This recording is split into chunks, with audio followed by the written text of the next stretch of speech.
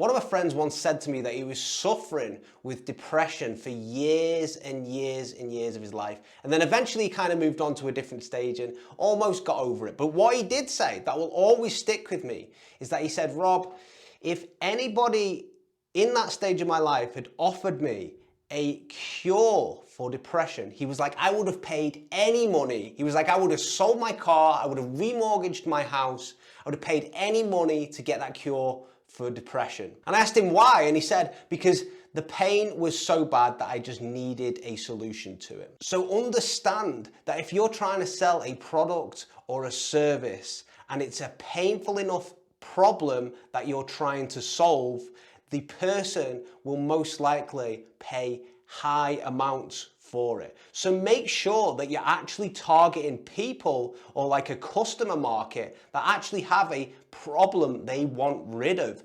desperately. Otherwise, you're just going to end up nickel and dimed like everyone else in the market.